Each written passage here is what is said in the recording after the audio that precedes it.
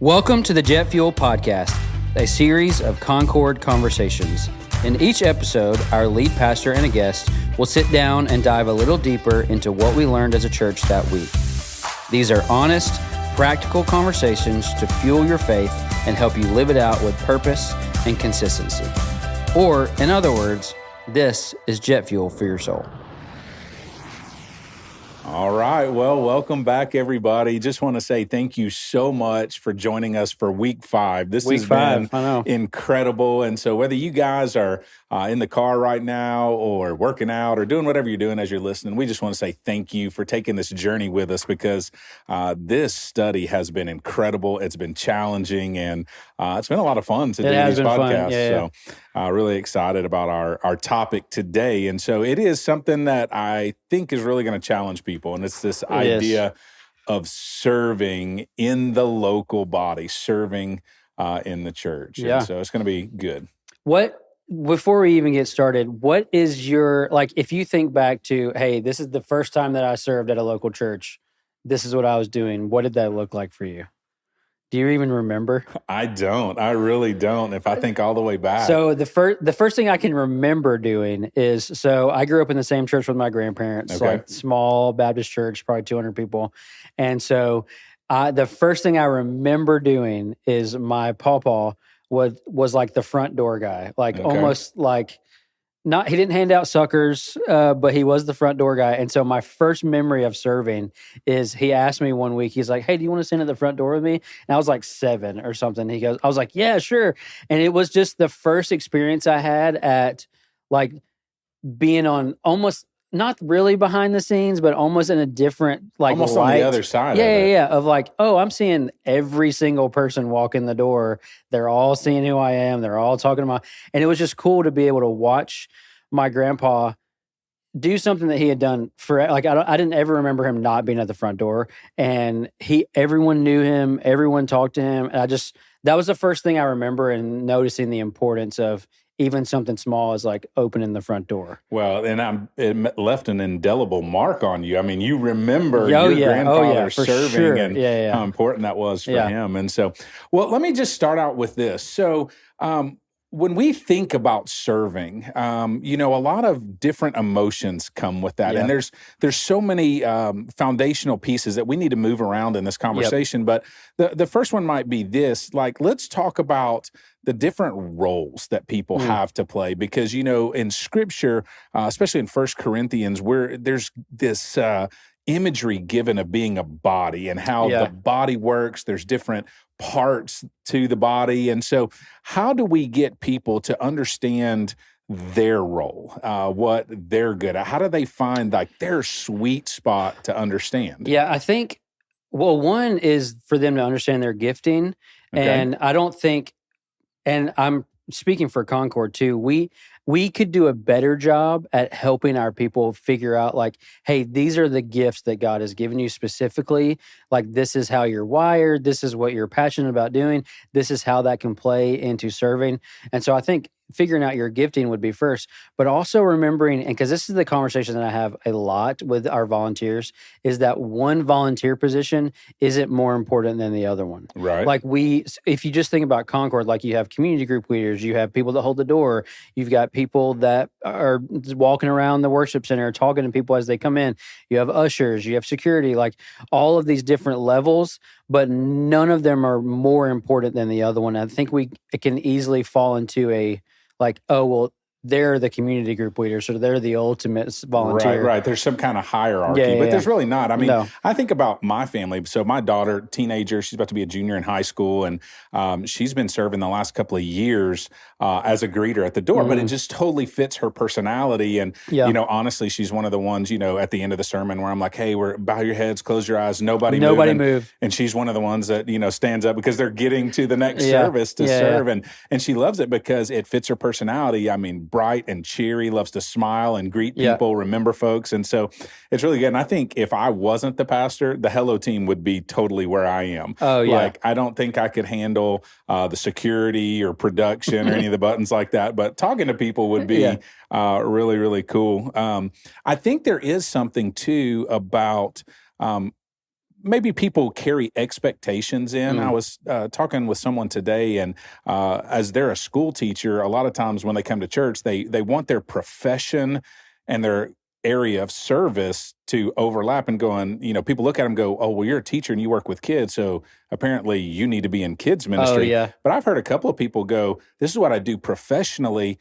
The way I want to serve my church is maybe in a different capacity. Have you ever seen that around here? Yeah. Well, and it's almost, for some people that I've had a conversation with, it's almost kind of an escape for them of getting away from what they normally do and being able to serve the local church in a different capacity, because they're like, I talked to some teachers that are like, I don't really want to volunteer in kids ministry because I'm in kids all day. Yeah. And so sometimes it's a way for them to say, no, I want to do something different. This is also something I'm passionate about. And this is just a different way that I can do this. Well, there's a guy in our church, and we had this conversation early on, and he is a video editor for his profession. And so we kept trying to get him in production, He actually ended up serving in kids because he was like, this is what I do professionally, but I want to, be a part of, doing something different. And so I love that. But when we talk about roles and people finding their sweet spot, what they're gifted at, what kind of fills their cup, where they find that, one of the things is how do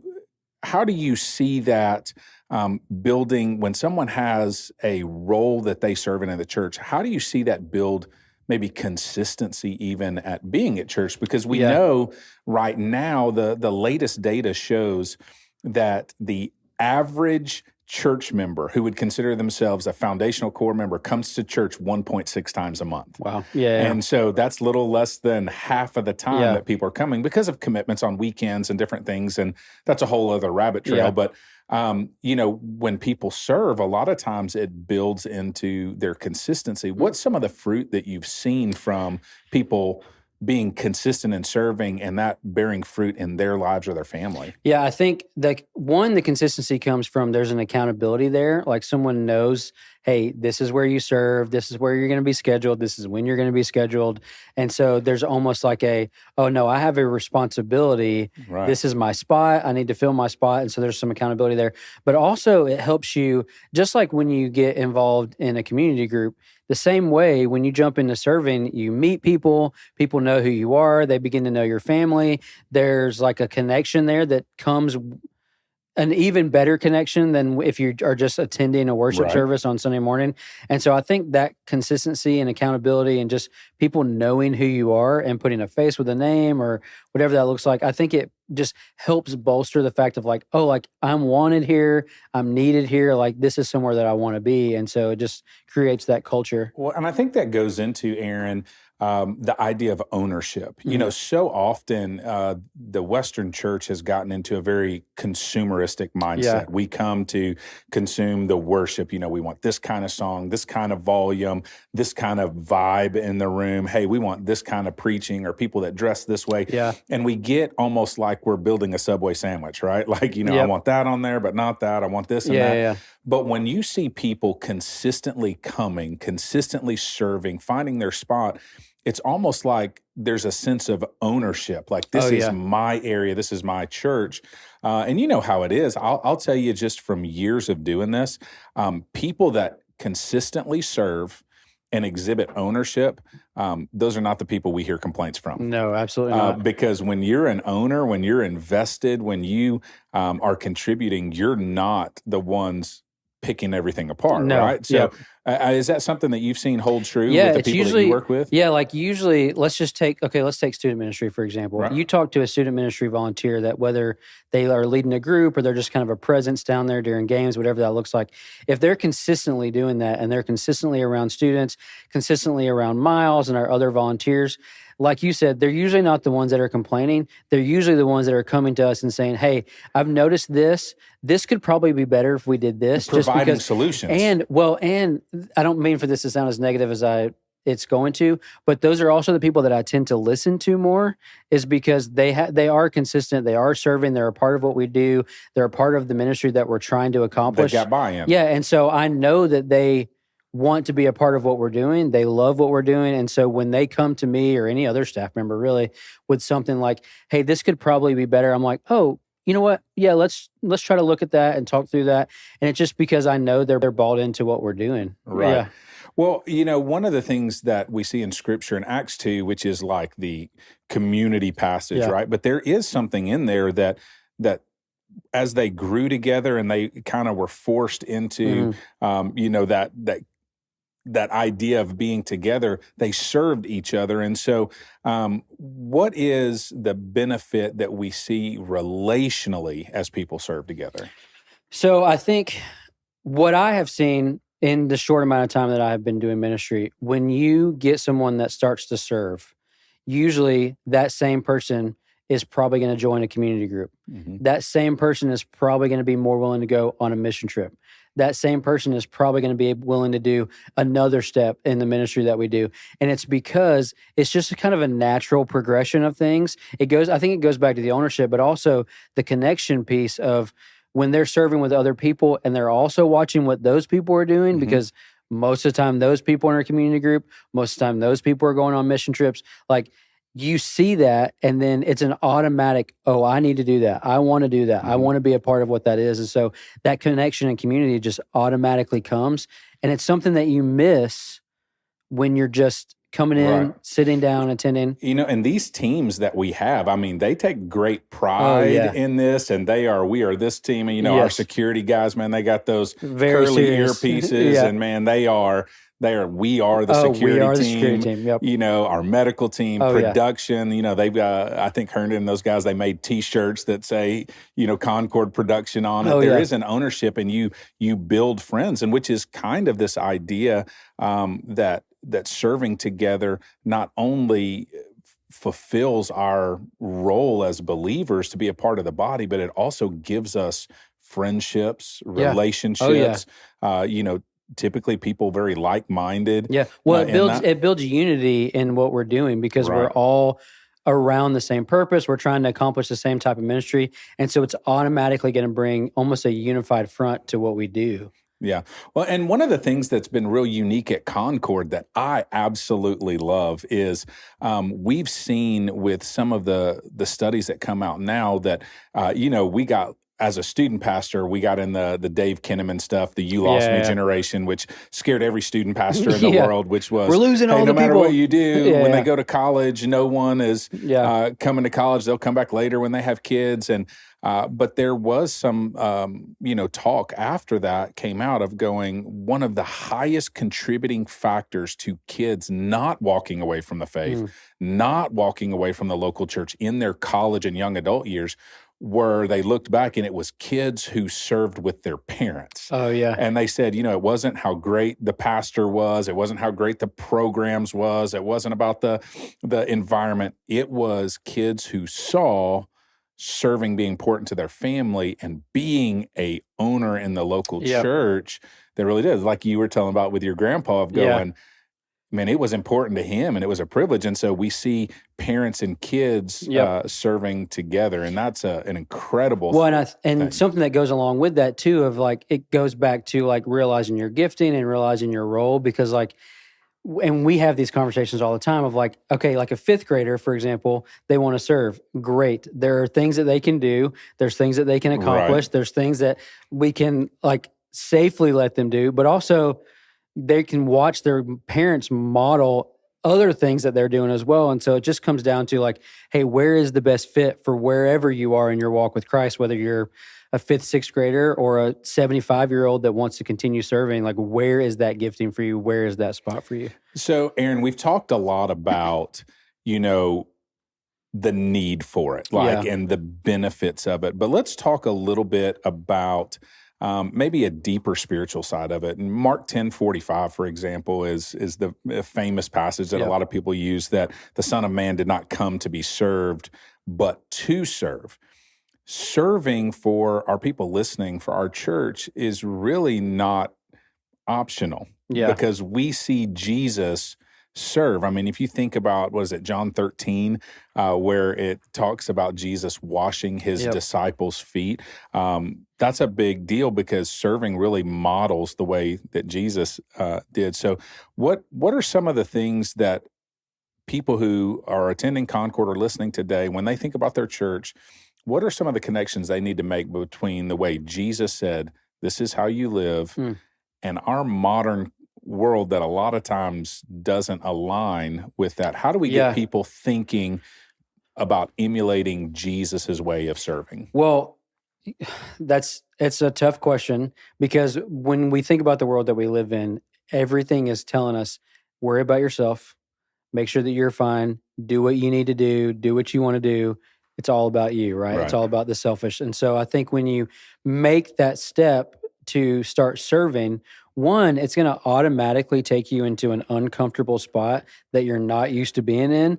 Because and we're okay with being uncomfortable. We are okay with being uncomfortable. And it's because you're doing something that your flesh doesn't make any sense. Like, it doesn't make sense for your flesh to do something for someone else, because your flesh is all about yourself. But when you start doing these things and serving and getting into this uncomfortable position, it's automatically going to grow you in your faith, because you're going to have to rely on Christ to do this, because you're going to be stepping into things. Like, there's one example, I won't say his name because he would get too embarrassed if I was talking to him about on this podcast. You can tell me later. I'll tell you later. But it's a guy in our community group, and he wanted to start serving. He didn't know what that looked like, had never really done it, kind of young in his faith. And we sat down and had this conversation, and I said, hey, either kids or students would be a great option for you. And his automatic response to me was, I wouldn't know what to say. Right. I would not know what to say to a kid or a student that had questions for me. And I told him, I was like, that's exactly the point.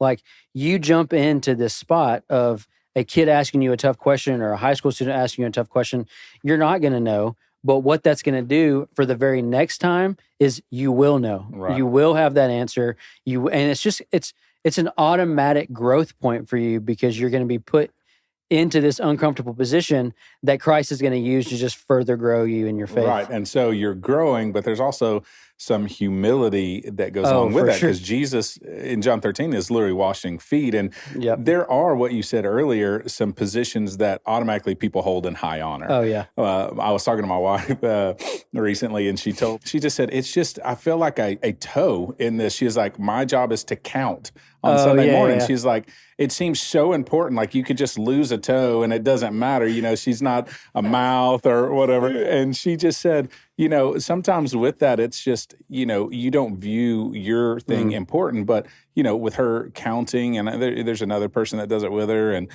you think about that, but it allows us to make plans, see who's there, trends and things like that. But sometimes, Jesus getting down and washing people's feet is very humbling. It's not filled with honor or glory. And sometimes the things that maybe our medical staff or production staff, our parking team, how great is Concord's parking team, that they're never going to get the recognition that they deserve, and maybe they just feel like a pinky toe. But you need that to balance and to propel the body forward. So I think that's a big deal. So, let's just get to it with Concord. Okay. What does it take to serve at Concord? What's the process that somebody would go through, that they're listening here today and they say, I want to start serving.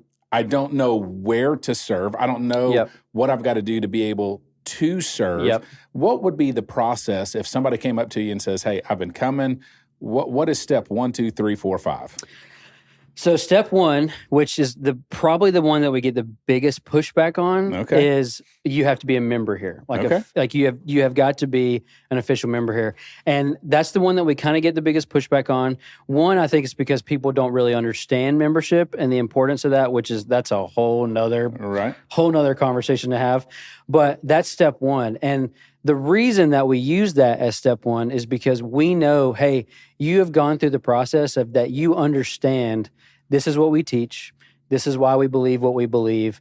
This is what we're doing as a church. You are saying that you agree with that and that you are joining in that mission. And covenanting with us in our mission and purpose. At that point, okay, now we can move to the next step. And with membership, that runs through our starting point class. Correct. Yeah. And right now, it's about once a month that we do that. But we're actually working on a new version of that that will launch in September.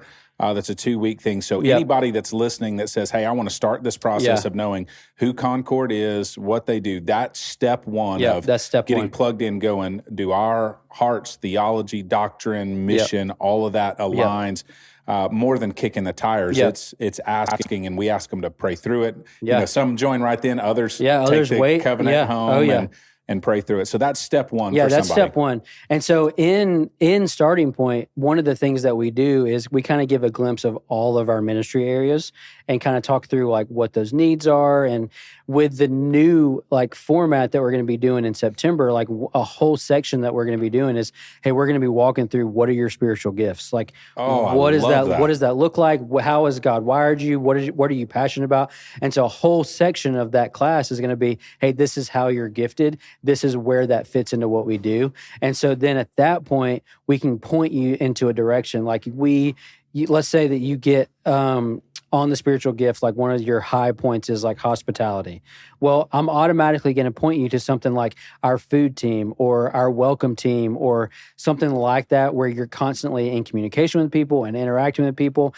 Maybe yours is more of kind of like a background role, or you're quiet and you don't serving administration. So I'm going to point you to a different place. Right. And so for me, like those are kind of the first two steps of like, hey, do you agree with what we do? Do you agree with what we teach, what we believe? Do you want to be a part? And then at that point, how has God wired you? And how can we as a staff help point you in the right direction? Because it's one thing to know what your giftings are, but that doesn't always correlate with, okay, now what do I do with it? Right. And so that's where kind of our staff comes along to help you with that. Yeah.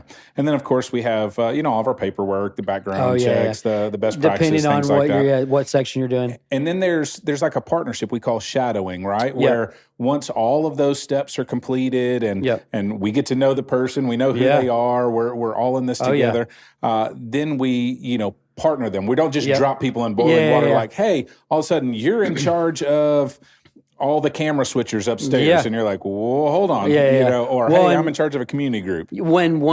I'll just speak highly of one area of like our worship ministry. I've seen them in the last month and a half. Yes, they have do been that crushing it. Because if you've noticed on stage recently, there are a lot of new faces that probably a lot of you don't know. Those people were not just dropped on stage. Like they came to rehearsals, they watched. And rehearsal is early. Like they are here early on Sundays. Yes. And they are coming for, they don't serve on day one. They come for weeks at a time of just watching. They sit down with our ministry leaders of that area. And so when you see someone that has stepped into a role like that, whether it's playing guitar or singing, whatever that looks like, we'll just take worship, for example. Those are people who have, for like weeks before that, learned and watched and figured out what's going on, asked questions, been mentored. And then they've gotten to a point where like, oh yeah, we're ready to do this. Let's do it. Yeah. So I love that process of going, hey, you start coming, you're here, you belong, you walk through our Starting Point membership, you pray through it, agree, covenant in with us, do all your paperwork, shadow, get trained, and then you get empowered to serve. Because I think that's a lot of people's fear is, you're just going to drop me in, a junior high group somewhere, and I'm going to have to fend for myself. But there really is a process to it, whether it's something small, like counting or, something like that, or two, leading from stage, which is a big deal because, we want to make sure not just that they're talented, but that they're walking with Jesus. Oh, yeah. That it's an overflow. And that goes back to step one, right? Like the whole membership thing, because in that process, what have we done? We've sat down with your family. We've heard your testimony. We know what Jesus is doing in your life. A staff member has sat down and learned who you are and what Jesus is doing and how you met Jesus and when you get, like, all these questions that we're asking. And so by the time you get to singing on stage or holding a door or whatever that looks like, hey, we know, like, hey, Jesus is doing some really cool things in your life, and we just want to help you like continue in that process. Well, and as much as I would like to paint Concord as the church that's got it all figured out, I know there are some things that we're continuing to work on. One of the things that we find very important is we want people to attend worship. We want people to be in a community group, and we want them to serve. Well, we have 2 hours, 2 right? hours, we have and we're asking 9, them to do 3 15, and things, 11. So we ask them to do 3 things in 2 hours. So if someone let's start with the beginning. Maybe they come 1 hour. They come at 9:15 or 11. They come to worship. We definitely want them to serve and get in a community group. So what are options for people as they take step 1, step 2, step 3? Where are you really wanting someone who loves Jesus, who's involved in Concord, to continue to move towards community, worship services, and serving? What would you suggest? So this is also a conversation that we have all the time, because just like you said, we're asking our people to do 3 things. We give them 2 hours. But that's not actually super accurate, because we do have options through the week. We have options on Wednesday nights. And so I think we get into this idea of Sunday mornings is it. Is like the only option, which is not true. Because we have serving opportunities on Wednesday night. We have communities on Wednesday night. And then our community group is just expanding to where we have them throughout the week. It's just finding we have ones that meet off campus. We're adding more that are meeting on Wednesday nights to give those options. And so, yes, on Sunday mornings, it feels like we're not allowing you. But also this comes back to, hey, if everyone in our church was serving, that would also ease some of that, because let's just take kids ministry, for example, and our kids ministry volunteers, I know if they're listening, will amen this. They're like, every week sign up. And so, but we have some volunteers in that area that are volunteering every week, the same hour. And so one of the challenges that I gave Abby, I was like, hey, I know you need to recruit volunteers, but hey, I need these people to be in worship. They need to hear the word taught. They need to hear all this stuff. They need to be a part of what we're doing. But we have some lack of volunteers in that area. And so there's some people that are volunteering every single week. And so that's just, to go along with that, there's this quote I was reading in a book. It's this Bible study that I'm doing with a couple of our staff members. And it says this: the New Testament gives no support to spectator Christianity. Christians are to invest themselves in the ministry of the local congregation, finding and filling roles of service, leadership, and ministry. And so that's my encouragement just to you guys that are listening, that you're taking time right now just to go, I want a second piece of engagement for what we've been taught on Sunday. My encouragement and call to you is to find a place to serve. We need people to move from being consumers only. Consumers only. I know that sounds really harsh. That's not an indictment. That's just saying, if we need you to be a part of us accomplishing our mission, which is to proclaim the kingdom in our homes, our community, in the world, to be a Great Commission church, to teach God's word, to be a safe environment for people to worship and grow. And there's just so many opportunities from little commitment to big commitment, skill sets, all that kind of thing. And I would just ask you, would you take that next step? Oh, yeah. And I think the last thing that I would add before we finish up is, I think sometimes a lot of the excuse that I hear is, well, I'm still learning. I need to be fed. I need to make sure that I'm where I'm at. And that just goes back to what we were talking about earlier. Hey, you want to grow, step out and serve. You will see immense growth in your walk with Christ when you do that. And so, yes, there are times when you need to kind of sit and figure out what God's teaching you. But there's always seasons. There's always seasons of that. But also, don't let that be your excuse of okay, I'm just going to sit. No, take that step to the next level. So, folks, this is our encouragement. The local church that you're involved in, whether it's Concord or another church around here, maybe you're in another state, is this: the local church needs you. You're a part of the body. Absolutely. You have been gifted. You have been empowered. You've got skills, and the church needs that. And so, whatever that next step is, we want to encourage you. Get to it, man. For start sure. pouring in, and we'll see God move in big ways. And so very, very excited. So Aaron, thanks for giving time today just to talk about serving and empowering people. And we're going to see what God's going to do, man. I'll tell you what, this conversation has been jet fuel for me. Yes, sir. And I hope we see you guys again next week.